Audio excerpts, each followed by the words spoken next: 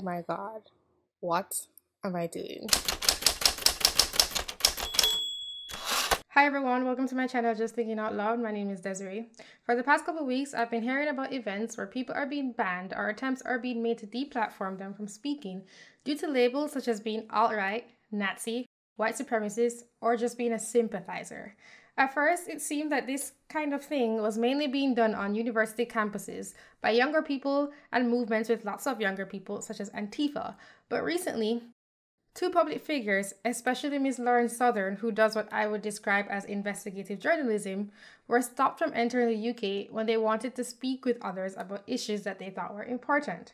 Thinking about these things, I started juggling some ideas in my head about free speech versus hate speech and thinking about whether this kind of battle is inevitable, where there is multiculturalism involved. I'll start by detailing the specific events. Sargon of Akkad had an event at King's College in London where he was supposed to be having a discussion with Dr. Yaron Brooke, but they were interrupted because they were apparently alt-right.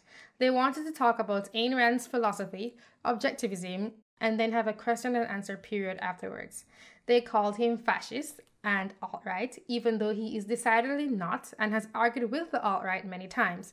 Dr. Yaron Brooke, the person he was going to have the discussion with, is the chairman of the Ayn Rand Institute, and he most certainly, as well, was not alt-right.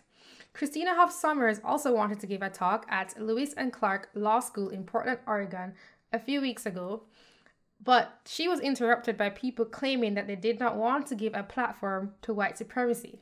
Christina Hoff Sommers speaks about feminism and whether or not modern-day feminism is really helping women. According to the Britannica Encyclopedia, white supremacy is the beliefs and ideas purporting natural superiority of the lighter-skinned or white human races over other racial groups. In contemporary usage, the term white supremacist has been used to describe some groups espousing ultranationalist, racist, or fascist doctrines. White supremacist groups often have relied on violence to achieve their goals. So I kept searching and searching for videos where Christina Hoff Sommers talks about race. I couldn't find them. Her books are also about gender. I also follow her on Twitter. She doesn't like Trump. Liking or not liking Trump isn't an indicator to me of your beliefs about white supremacy. Your actual beliefs are. But I know that for many people it is an indicator, and she doesn't fit the bill. Before I move on, I just want to point out the state that universities are in. These students are idiots. They think that A equals B when A has a different set of definitions than B. Anyone can be a white supremacist, Nazi, or a Nazi sympathizer, even if they explicitly state that they are against those ideologies or maybe never really discuss them and are not going to be discussing them. They can even be a part of a group they have publicly disagreed with many times. These deplatforming events are also compromising the quality of intellectual thoughts available at the schools. I know if it were me attending those places, I would be properly pissed off. When I know that I pay good money to go to school and I want to interact with people who are interested in learning, learning, not closing their ears.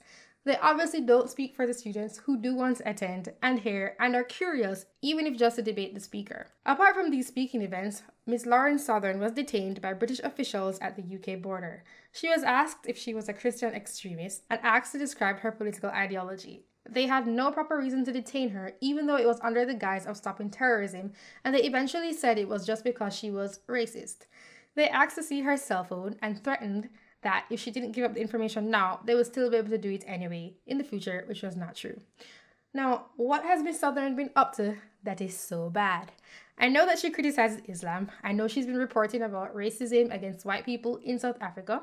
I think the farmers and what they're going through. But that's most recently. I know she discusses topics that interest her, but the racist accusation was about a social experiment that she had set up where she said that Allah is gay to see how people would respond because people were saying that Jesus was gay and nobody took offense at that. So what they were actually trying to pin her racism on was that. Talking about Islam. Let's not talk about Islam and race, if it's not a race. Of course, the result of her social experiment was that the protected class was not being held to the same standard as predicted. So, for all of these events, there are two things that I find interesting. One, the removal of a person's rights in anticipation of what they will do in the future. and the use of group differences within a society as a weapon by not allowing one group to be criticized, but the other to be. In terms of the thought crime, people like Miss Southern, Sargon, and Sommers are not entitled to free speech and freedom of assembly, which are rights, because they may one day, at some point, bear in mind this is a subjective viewpoint, trample on the rights of others.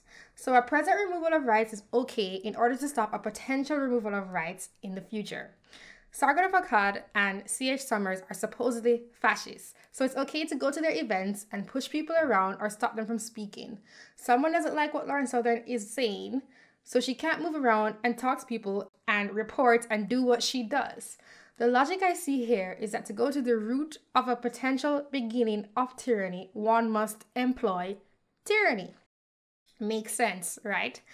This ties into a bigger picture of what happened with Miss Southern being possible because, in the first place, there were laws created to stop terrorism that removes people's rights in order to stop something potentially wrong in the future from happening.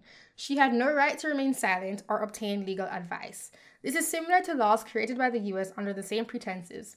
Of course, the law was being abused because people are people. So she was detained under that avenue because it was the one that allowed them to do what they wanted, but she was eventually told she was being stopped because she was racist. So this idea of calling people racist if they say anything or discuss anything they're not supposed to, let's talk about that. First of all, it makes no sense to me that the biggest insult ever in places that are so racist is to be called racist. That just doesn't add up. Also, if the automatic response to any criticism of a group is to be called racist, even if they're not a race, in your society, especially your multicultural or multiracial one, it will never work out. To me, there is a clear issue here of having different standards for different groups and not being able to criticize certain groups, even though the other way around, it is totally acceptable. This is a thing that really woke me up to race relations in the US, and I suspect is similar elsewhere. This having different standards is what made me significantly tone down my openness to hearing about minorities struggling. I say openness, well, that narrative. I say openness because I was never really noticing those things. So I guess you could say I was oblivious to it. But if someone had just come and told me, I would have been much, much, much more sympathetic to those things if I wasn't seeing this double standard going on, which grosses me out. The fact that standards are not the same is really messed up to me. It means you don't see people as being full characters on either side, having the full range of potential personalities from good to evil. It's really messed up. I want to act in my story and or story being a full person. I want to choose if I'm a good or bad character based on my actions, not have it assumed about me based on what some ancestor that you think you can't even know for sure went through. I think people forget that not everybody was a slave, even in places where there was slavery. There were free people. But that's a side note. There is a common thread running through these instances where people are being banned. They're being called white supremacists, Nazi enablers, Nazis, advocating fascism, or just racist, and it all generally means that they are for the oppression of minorities. Of course, discussing a topic does not mean you are for one solution to it that someone else is afraid of, especially discussing topics that are affecting the future of your society or culture, or discussing things that others are allowed to discuss in a way that others are allowed to discuss it. Not just discussing it, but the way in which they're allowed to discuss it. When you only protect certain groups of people, this erodes societal discourse. I always say this, that for there to be social cohesion, standards must be applied equally. It is also destroying the root of democracy. Everybody must be a part of your society. There cannot be parallel sets of social norms about who is allowed to talk about who in what way. If you want to have lines of respect drawn, they must be applied equally to minorities and non-minorities. If for one religion, then the other too. Criticism is not hate speech. If it is to be defined as such, then it must be equally punished for anyone who does it against any group. The crutch of historical oppression is stupid because we are in the present, but it also does not truly fit because if you go back far enough, the sides flip, or they don't exist at all for places where oppression was not along racial lines. If people are so terrified of doing what they did in the past, then maybe they could start by not treating people differently, including in the standards set for them. There is the idea that fascism can only come in the form of racial hierarchy. Of course, this is entirely possible, and there are groups who do want this, to use state power to enforce a racial hierarchy or gender hierarchy, or both. But this does not apply to anyone who criticizes a group over something common within that group. It does not only apply to one group of people, as that kind of thinking can be found in every racial category, both historically and in the present. And it certainly doesn't apply to anyone who just goes against the mainstream media narrative. People just find a way to put a label, the worst one being racist, in a somehow super racist society, so that you can no longer be treated the same. Controlling people's speech is authoritarian.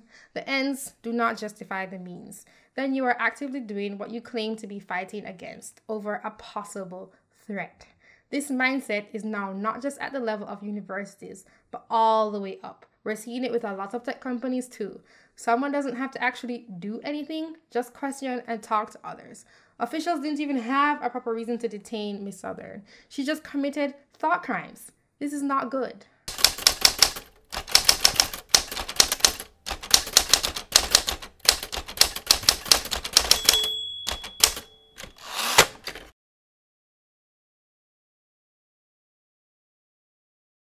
The idea of acting because you think something might happen also reminds me of weapons of mass destruction, by the way. Thank you for watching my video. If you like what I do, please donate to the channel at justthinkingoutloud.tv/donate. Thank you for watching. Have a good day. Don't forget to subscribe. Bye. Talk to you soon. Just as a postscript, I also heard that Steven Crowder was banned from Twitter. And I think one of his videos on YouTube was also banned. I did go and watch the video. I didn't really like it. I'm not a fan of mocking people when they specifically go and be amongst themselves, even if you don't agree with certain things they say. I also, by the way, would call someone what they want to be called. However, I think that's very different from the public space and enshrined in law and just in the general public space. But that's different from going to somebody's space and then like going to mock them and then make a video and put it on YouTube. I wasn't really a fan of that, but I'm also really not a fan of this sort of censorship. I think that should be allowed, him mocking people, because it is allowed in other places. It's just too arbitrary. It's way too arbitrary. And I'm also not liking that these are the public squares. That's what social media has become. And mockery is a very good way to criticize. Even if I personally, Desi-Rae, would not do it in that way. I don't really like it just as a human being to another human being, what he was doing. So, yeah. I don't know how we're going to combat all of this. I just know that it is authoritarian to do that.